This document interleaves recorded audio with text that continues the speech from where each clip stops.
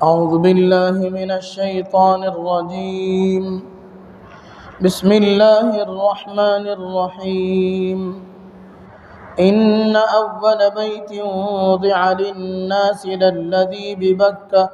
للذي ببكة مباركا وهدى للعالمين فيه آيات بينات مقام إبراهيم ومن دخله كان آمنا ولله على الناس حج البيت من استطاع إليه سبيلا ومن كفر فإن الله غني عن العالمين. صدق الله العظيم. إن أول بيت وضع للناس للذي ببكة مباركا وهدى للعالمين. بے شک سب سے پہلا گھر جو لوگوں کے لیے مقرر کیا گیا وہ ہے جو مکے میں ہے، مبارکاً وہدی للعالمین، جو برکت والا ہے اور لوگوں کے لیے ہدایت ہے، فیہ آیات بینات مقام ابراہیم، اس میں کھلی ہوئی نشانیاں ہیں، مقام ابراہیم ہے، ومن دخلہ کان آمنا، اور جو اس میں داخل ہوگا امن والا ہوگا، وَلِلَّهِ عَلَى النَّاسِ حِجُّ الْبَيْتِ مَنِ اسْتَطَاعَ إِلَيْهِ سَبِيلًا، اور اللہ کے لیے لوگوں کے ذمہ ہے اس گھر کا حج کرنا جسے طاقت ہو اس گھر تک راہ طے کر کے جانے کی، وَمَنْ كَفَرَ فَإِنَّ اللَّهَ غَنِيٌّ عَنِ الْعَالَمِينَ، اور جو شخص منکر ہو سو اللہ بے نیاز ہے سارے جہانوں سے۔ محترم بزرگوں، دوستو، یہ سورہ آل عمران کی 2 آیتیں ہیں، آیت نمبر 96 اور 97۔ ان آیات میں اللہ تبارک و تعالیٰ نے کعبۃ اللہ شریف اور اس کے مرتبے کو اور اس کی اہمیت کو بیان فرمایا ہے۔ پہلے سے دوسری باتیں چل رہی تھی، اب اچانک سے کعبے کی بات یہاں کیسے آ گئی، یہ سوال پیدا ہوتا ہے۔ اس سے پہلے بات چل رہی تھی، کفار کو اس بات کی دعوت دی گئی کہ وہ لوگ اللہ کے نبی حضرت سیدنا ابراہیم علیہ السلام کی ملت کو اختیار کریں، ملت ابراہیمی کو اپنائیں اور حضرت ابراہیم علیہ السلام کی طرف رجوع کریں۔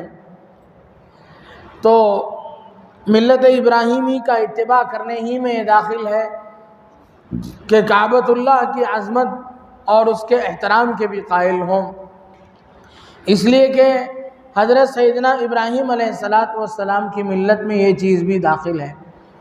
دوسری بات، یہودی یہ کہنے لگے، دوسری وجہ اس آیت کے نازل ہونے کی یہ ہے کہ یہودی یہ کہنے لگے تھے کہ بیت المقدس کی جو مسجد ہے، مسجد بیت المقدس جو ہے وہ افضل ہے کعبۃ اللہ سے، اس لیے کہ وہ حضرات انبیاء کرام علیہم السلام کے ہجرت کی جگہ ہے، وہاں بہت سارے انبیاء کرام علیہم السلام نے اسے اپنا مسکن بنایا اور وہاں ان کا رہنے کا علاقہ وہی تھا، بیت المقدس تھا اور اس کے آس پاس کا علاقہ تھا، اس لیے وہ افضل ہے۔ تو اللہ تبارک و تعالیٰ نے آیت نازل فرمائی۔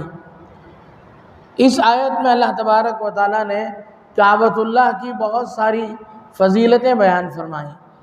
فرمایا ان اول بیت وضع للناس للذی ببکۃ مبارکا وہدی للعالمین، اس میں کئی چیزیں بیان کی گئی۔ پہلی بات، یہ پہلا گھر ہے، اللہ کا یہ پہلا گھر ہے جو اس دنیا میں بنایا گیا۔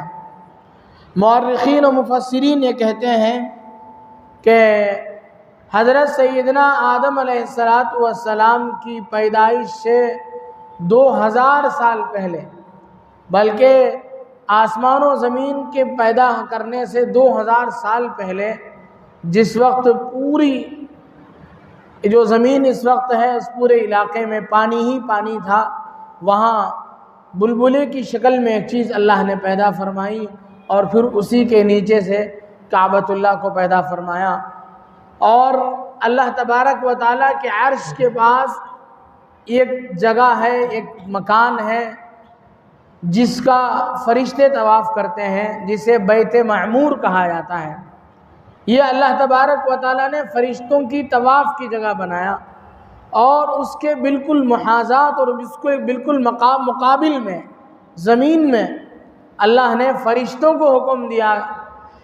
حضرت سیدنا آدم علیہ السلام کی پیدائش سے 2000 سال پہلے کہ فرشتے زمین میں اس کے مقابل میں ایک اللہ کا گھر بنائے جس کا وہ طواف کرتے رہیں، اور پھر جب انسان آئیں گے تو وہ اس کا طواف کریں گے۔ تو یہ کہا گیا ہے کہ یہ سب سے پہلا گھر ہے جو اس دنیا میں، اس روئے زمین میں بنایا گیا۔ تو مورخین کہتے ہیں کہ یہ گھر 5 مرتبہ بنا ہے، فرشتوں نے بنایا حضرت آدم علیہ السلام کی پیدائش سے 2000 سال پہلے، نمبر 1۔ اس کے بعد حضرت نوح علیہ السلام کا جب طوفان آیا تو اس کی عمارت ختم ہو گئی، اور پھر حضرت ابراہیم علیہ السلام کے زمانے میں اللہ تبارک و تعالیٰ نے اپنی قدرت سے ہوائیں چلائی، اور یہ چیز جو دب گئی تھی زمین کے اندر، اس کے اوپر کی جو مٹی وغیرہ تھے اسے ہٹا کر کے اس کے نشانات کو بتایا، اور حضرت ابراہیم و اسماعیل علیہ السلام کو حکم دیا۔ حضرت ابراہیم علیہ السلام کو حکم دیا، اور ان کی معاونت میں حضرت اسماعیل علیہ السلام نے بھی کام کیا، جس کا قرآن کریم میں تذکرہ ہے، وَإِذْ يَرْفَعُ إِبْرَاهِيمُ الْقَوَاعِدَ مِنَ الْبَيْتِ وَإِسْمَاعِيلُ۔ یہ دوسری تعمیر ہے۔ تیسری تعمیر اللہ کے نبی صلی اللہ علیہ وسلم کے زمانے میں یہ کعبۃ اللہ بالکل بوسیدہ ہو کر کے ختم ہو گیا تھا، تو پھر قریش نے آپ علیہ السلام کے بچپن میں یہ تعمیر شروع ہوئی، اور دھیرے دھیرے کر کے آپ کی جوانی میں اس کی تکمیل ہوئی۔ کئی سالوں پر یہ سلسلہ محیط رہا، کئی سالوں تک اس کی تعمیر ہوتی رہی۔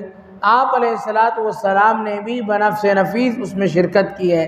آپ بھی اپنے کاندھوں پر اس کے لیے پتھر اٹھا کر کے لے جاتے تھے اور اس کی تعمیر میں تعاون کرتے تھے۔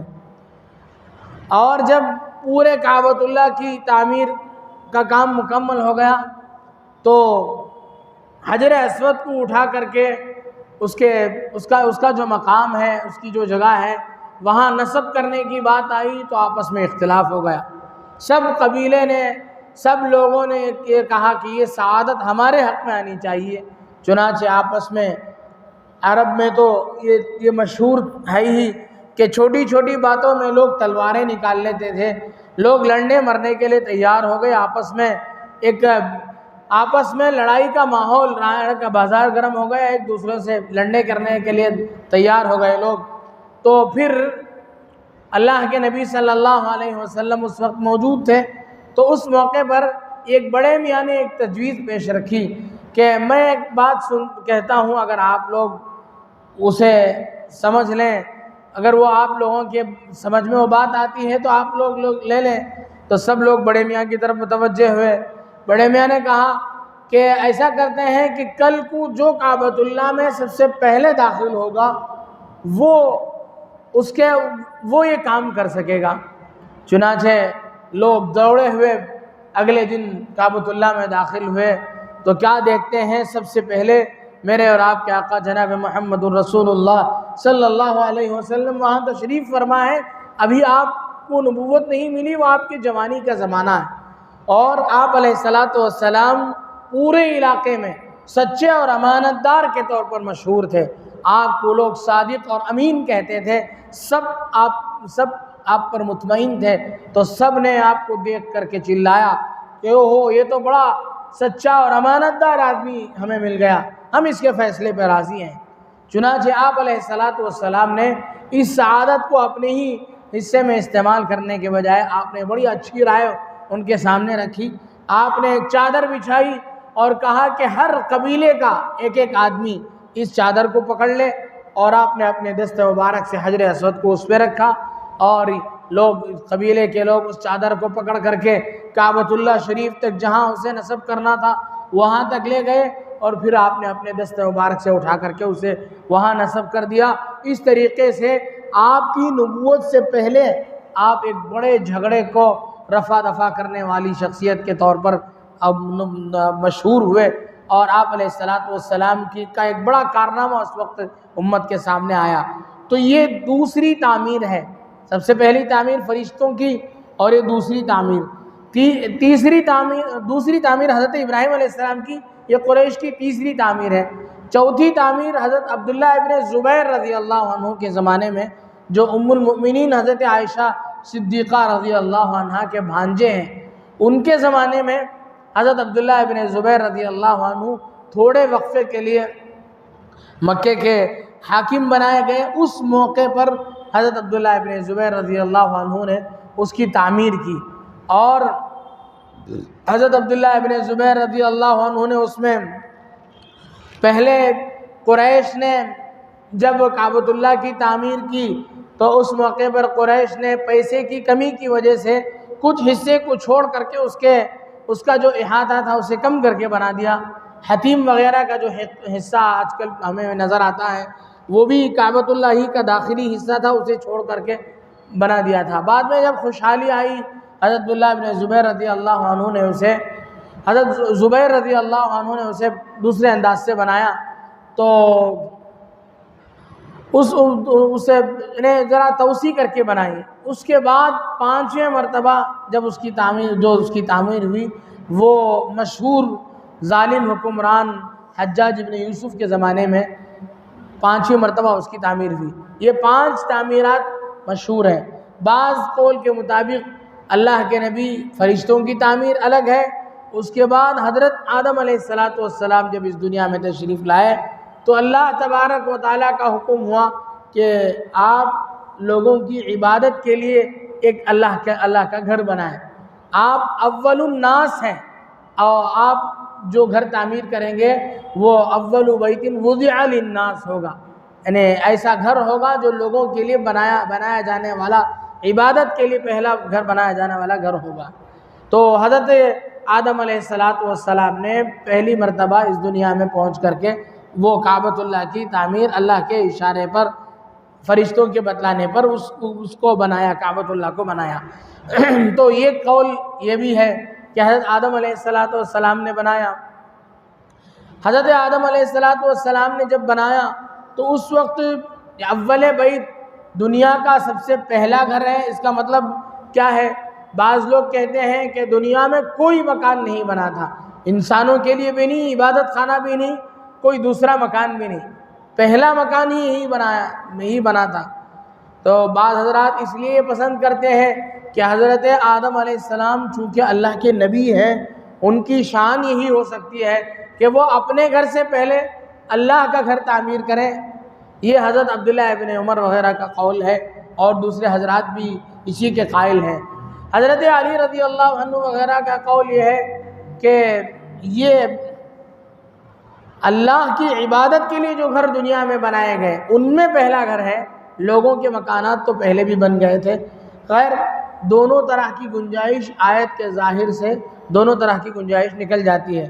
تو ایک بات یہ ہو گئی اول بیت وضع للناس، تو ایک قول کے مطابق یہ حضرت آدم علیہ السلام نے بنایا۔ اس کے بعد پھر جب حضرت نوح علیہ السلام کے بعد، نوح علیہ السلام کے زمانے میں جب طوفان آیا اور یہ چیز ختم ہو گئی تو پھر قوم عمالقہ نے اس کی تعمیر کی۔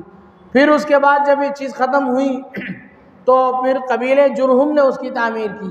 اس طرح کی اور لوگوں کی تعمیر کا بھی قرآن میں اس کی کعبۃ اللہ کی تاریخ میں اور تعمیرات کا بھی ذکر ہے۔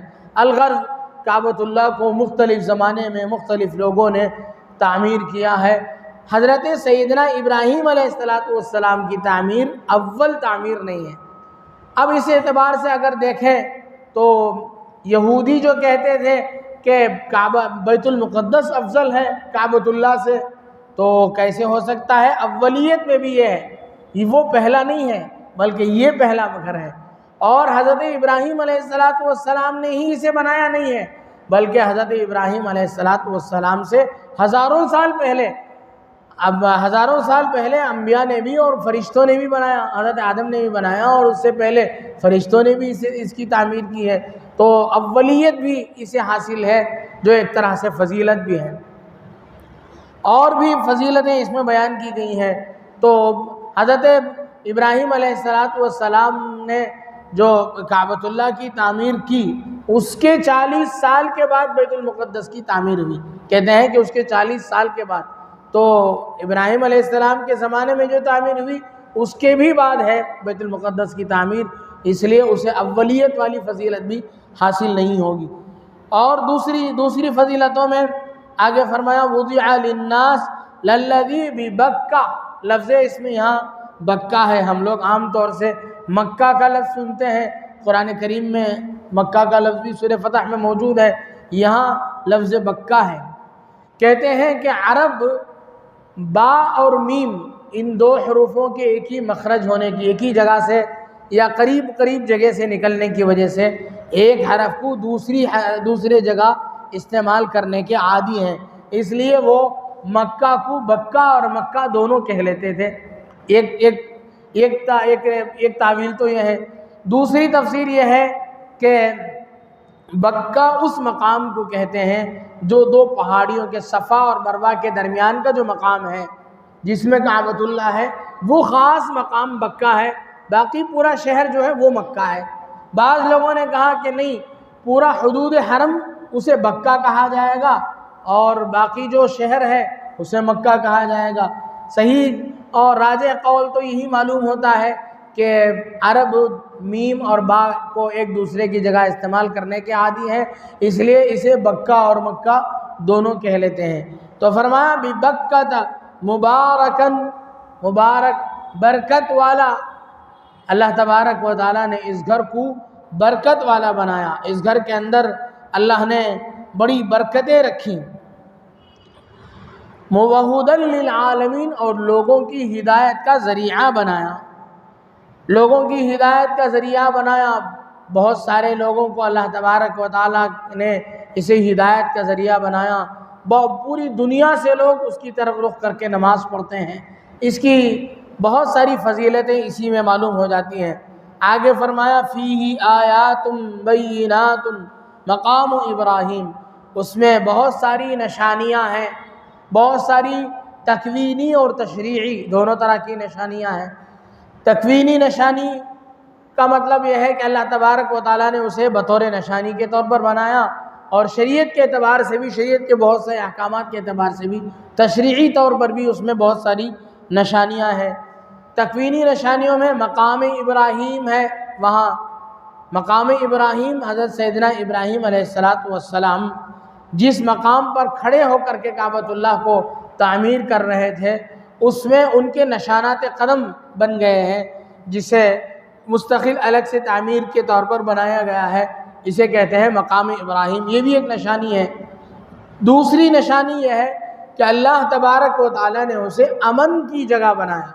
نبی اکرم صلی اللہ علیہ وسلم کے زمانے میں بھی اور اس سے پہلے بھی، دیگر انبیاء اکرام علیہ السلام کے زمانے میں بھی، جو بھی کعبۃ اللہ میں داخل ہو جائے گا اسے اس سے چھیڑا نہیں جائے گا، اس سے تعرض نہیں کیا جائے گا، اسے قتل نہیں کیا جائے گا۔ اسلام سے پہلے بھی دور جاہلیت میں اور بہت پہلے بھی لوگ کعبۃ اللہ کا احترام کرتے تھے، وہاں جو داخل ہو جاتا تھا اسے امن دے دیتے تھے۔ اسلام میں بھی یہ چیز آج تک بھی باقی ہے۔ چنانچہ اس سلسلے میں اللہ کے نبی صلی اللہ علیہ وسلم نے جب کعبۃ اللہ مکہ کو فتح کیا تو اس موقع پر آپ علیہ السلام نے مختلف امن کے اعلانات فرمائے۔ جو آدمی اپنے گھر میں بیٹھ گیا اسے امن ہے، بوڑھے لوگوں کو امن ہے، عورتوں کو امن دیا جائے گا، بچوں کو امن دیا جائے گا، جو کعبۃ اللہ میں داخل ہو جائے اسے امن دیا جائے گا، اور کچھ شخصیات کا نام لے کر کے، اور ان شخصیات کے گھر میں جو داخل ہو جائے گا ان کو بھی امن دیا جائے گا۔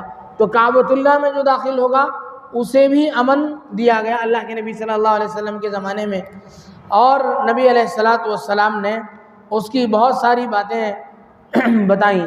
اللہ کے نبی حضرت ابراہیم علیہ السلام نے اس زمانے میں بھی دعا فرمائی، رب اجعل ھذا البلد آمنا، یا اللہ اس پوری سرزمین کو آپ امن کا گہوارہ بنا دیجئے۔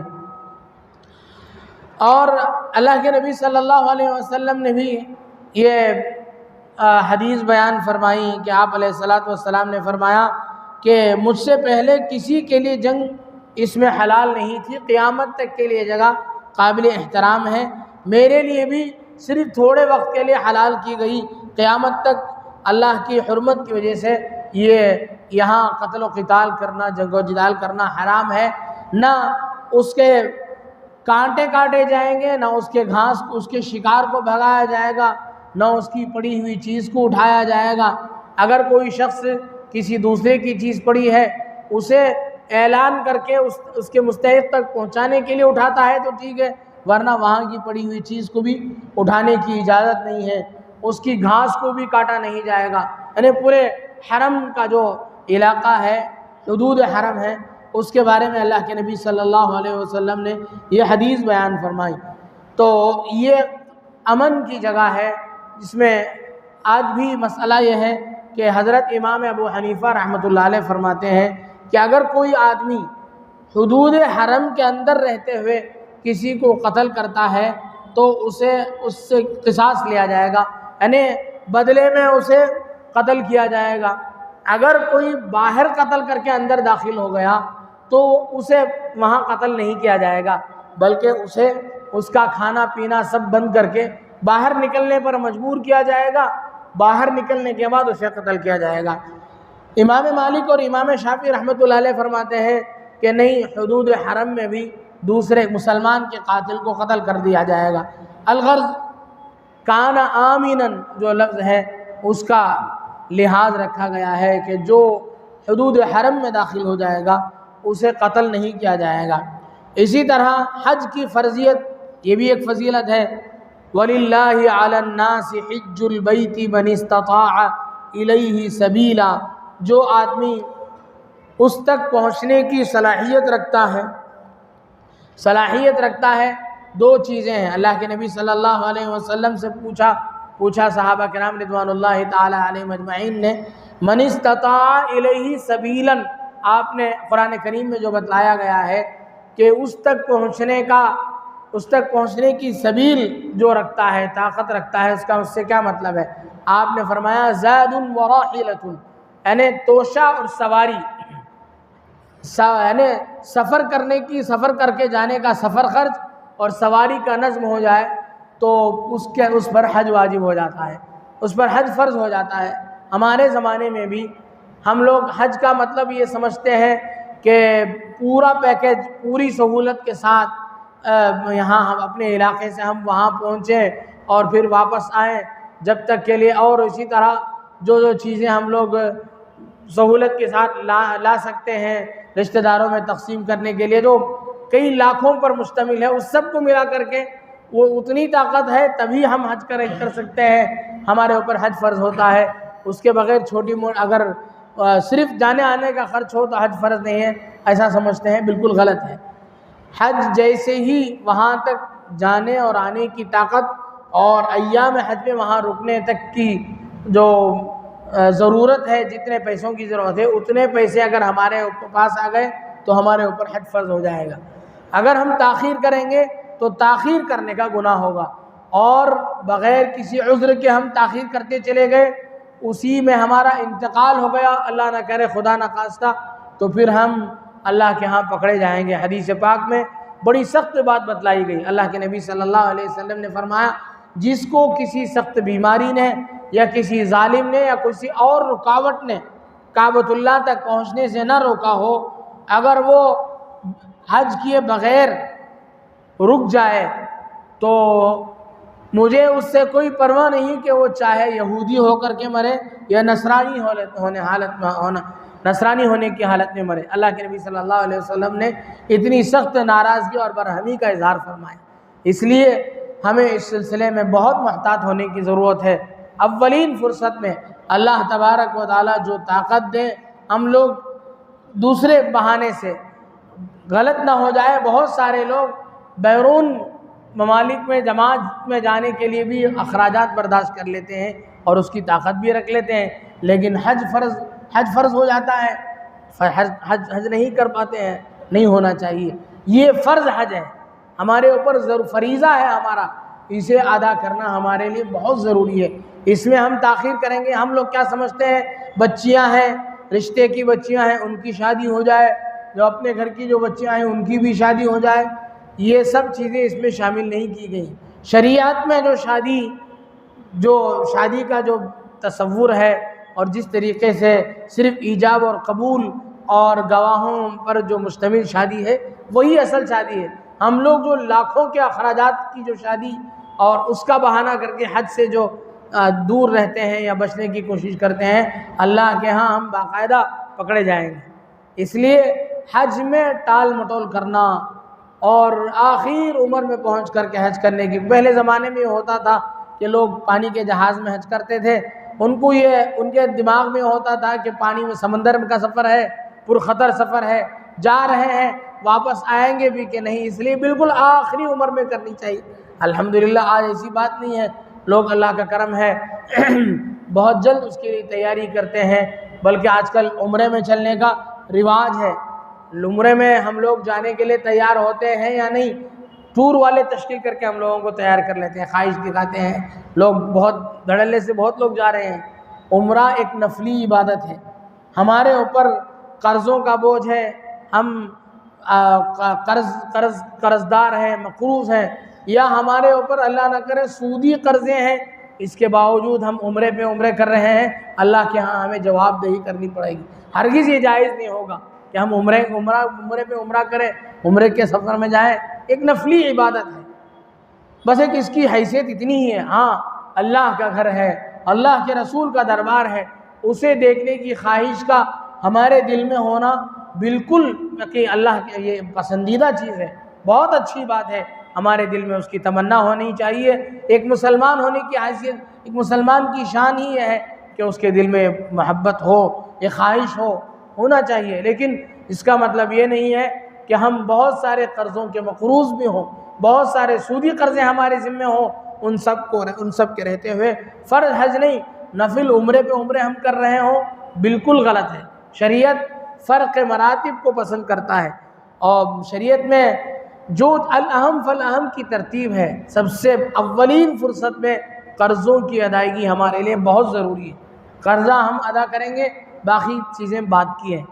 اللہ کے نبی صلی اللہ علیہ وسلم قرضدار کی نماز جنازہ تک نہیں پڑھتے تھے، جس کے بارے میں کسی کا جنازہ پیش کیا جاتا، آپ صلی اللہ علیہ وسلم پوچھ لیتے تھے کہ کوئی اس کے قرض کا بوجھ اٹھانے کے لیے تیار ہے؟ رحم کھا کر کے صحابہ تیار ہوتے تھے کہ کہیں حضور کی جنازے میں حاضری اور نماز جنازے سے ہمارا یہ ساتھی محروم نہ ہو جائے۔ اس لیے کوئی آگے بڑھ کر کے کہتا تھا یا رسول اللہ میرے اس ساتھی کے اوپر جو قرضہ ہے میں اس کا ذمہ دار ہوں، پھر آپ آگے بڑھ کر کے نماز پڑھاتے تھے۔ تو قرضے کے مسئلے میں بہت احتیاط کرنے کی ضرورت ہے، اور اگر سودی قرضہ ہے تو ہمیں اولین فرصت میں، ہم کھانا کھا رہے ہیں پی رہے ہیں، اس سے کوئی مطلب نہیں، اولین فرصت میں سودی قرضے سے، سودی کاروبار سے ہم باہر نکلیں گے، ورنہ بے برکتی ہوگی۔ ہم لوگ پریشان رہتے ہیں، معمولی اصل جو قرض ہوتا ہے آدمی اس سے اتنا پریشان نہیں ہوتا، اور اللہ کے نبی صلی اللہ علیہ وسلم نے اور دیگر اسلامی تعلیمات میں یہ بات موجود ہے کہ جو بندہ قرض لیتے ہوئے یہ پختہ ارادہ کرتا ہے کہ میں اسے بر وقت ادا کروں گا، اللہ تبارک و تعالیٰ اس کے لیے آسانیاں پیدا فرماتے ہیں، اس کے لیے راستے ہموار فرماتے ہیں۔ جس بندے کی لیتے وقت ہی یہ نیت ہوتی ہے کہ وہ ادائیگی نہیں کرے گا یا بعد میں دیکھا جائے گا، بس اب ضرورت کے لیے میں لے رہا ہوں، باقی چیزوں سے مجھے کوئی لینا دینا نہیں، تو پھر اللہ تبارک و تعالیٰ کی مدد اس کے ساتھ شامل حال نہیں ہوتی ہے۔ اس لیے ہمیں اس سلسلے میں بہت محتاط رہنے کی ضرورت ہے۔ آگے اللہ تبارک و تعالیٰ نے فرمایا کہ یہ اللہ کا گھر ہے، اور اس کی عبادت کرنا اور اس کی طرف حج کر کے جانا جسے طاقت ہو اس کے لیے ضروری ہے۔ جو آدمی اس سے بے نیازی برتتا ہو یا اس کا انکار کرتا ہو، اللہ کا کیا بگڑا؟ وَمَنْ كَفَرَ فَإِنَّ اللَّهَ غَنِيٌّ عَنِ الْعَالَمِينَ، اللہ کو دنیا میں کسی سے کوئی سروکار نہیں، اللہ کی ذات اونچی ہے۔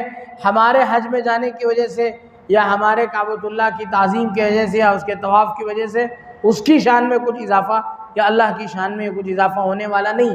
جب سے یہ دنیا بنی ہے اس وقت سے لے کر آج تک دنیا میں کوئی نہ کوئی اللہ کا فرشتہ، بلکہ ہزاروں فرشتے اللہ کے، کوئی قیام میں ہے تو کوئی رکوع میں ہے، کوئی سجدے میں ہے، سب عبادت میں لگے ہیں۔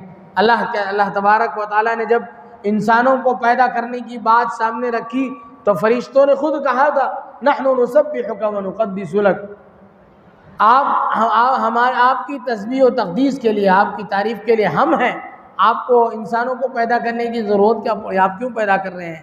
تو اللہ تبارک و تعالیٰ ہماری عبادتوں کے محتاج نہیں، ہم اللہ تبارک و تعالیٰ کے احسانات اور اللہ تبارک و تعالیٰ کے احکامات کے ہم تابع ہو کر کے ہم اپنے فریضے کے طور پر اللہ کی عبادت میں لگیں۔